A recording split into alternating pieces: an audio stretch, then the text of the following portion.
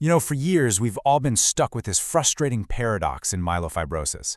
Our best tools for controlling the spleen and symptoms, well, they often make the anemia worse. Today, we're going to talk about a new agent, Momelotinib, that might finally break that cycle. We're going to dive deep into its really unique pharmacology and look at the clinical data that suggests it could reshape our entire approach to this disease.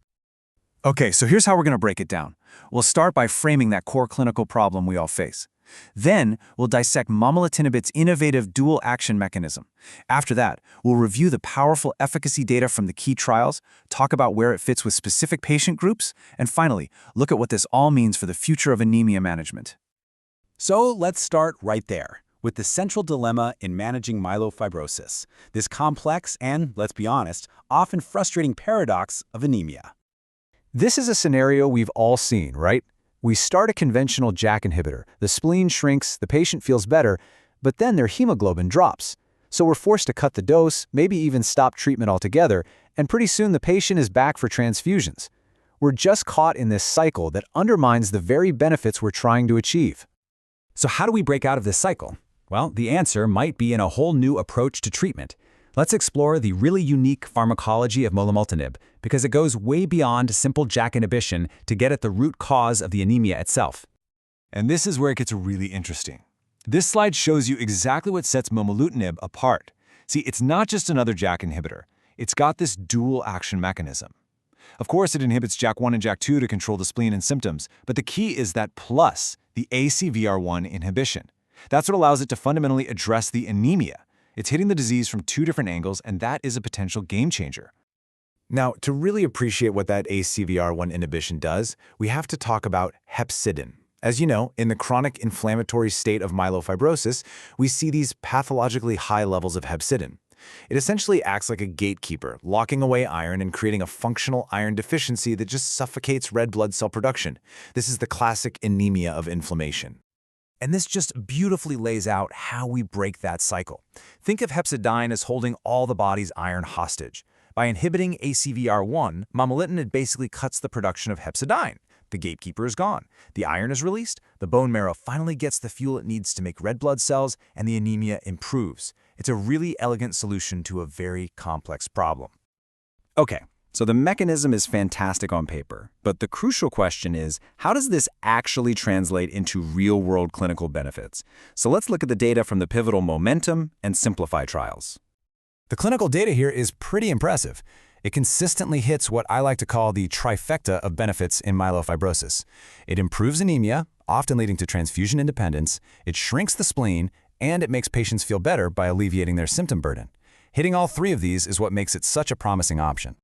Let's start with that first one, because it's the most distinct benefit. Think about what this means for our patients.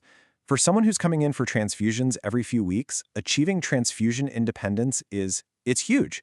It means fewer trips to the hospital, less time in the infusion chair. It's a clinical endpoint that has a real, tangible impact on their day-to-day life. And here's the kicker. This incredible anemia benefit doesn't come at the cost of efficacy in other areas. When you look at splenomegaly, the trials clearly show that Momelotinib is non-inferior to the standard of care, ruxolitinib, in achieving that SVR35 endpoint. So you're not trading one benefit for another. And finally, we can't forget the symptoms. For so many of our patients, it's the crushing fatigue, the night sweats, the bone pain. That's what really grinds them down. The data shows Momelotinib significantly reduces this symptom burden. Just imagine a patient who can finally get through a night without being drenched in sweat. That's a truly meaningful improvement. So now that we see the data, let's talk about where Momelotinib really fits clinically. It's looking particularly valuable in some of our most challenging patient groups, where frankly, our options have been pretty limited. This is a big one. You know how often we run into trouble with thrombocytopenia? We have to dose-reduce other JAK inhibitors and we lose efficacy? But with Momelotinib, we're seeing that we can often use the full effective dose, even in patients with pretty low platelet counts. That's a huge advantage, because it means we don't have to compromise on efficacy to manage myelosuppression. And here is where this gets potentially paradigm shifting. We all know that in myelofibrosis, anemia is a major driver of mortality. Patients who are transfusion dependent just have a much worse prognosis. So by getting patients to transfusion independence, Momelotinib might not just be improving their quality of life, it could actually be helping them live longer. This is a very big deal. When you put all this together, it really feels like we're moving past single pathway agents and into a new era of more comprehensive, integrated therapy for myelofibrosis. So the bottom line is this. Momelotinib is not just another JAK inhibitor. You can almost think of it as a two-for-one drug. It delivers the spleen and symptom control you'd expect from a potent JAK inhibitor, but it also brings this powerful, distinct anemia-fighting effect to the table. It's an integrated therapeutic that tackles the two biggest problems in myelofibrosis with a single pill. So, where does this all leave us? Well, for our anemic myelofibrosis patients, which is a huge and underserved population, we now have an agent that can treat their spleen, their symptoms, and their anemia all at the same time. The question really isn't if we should be using momelotinib in these patients, but when. I think we're looking at the beginning of a new standard of care.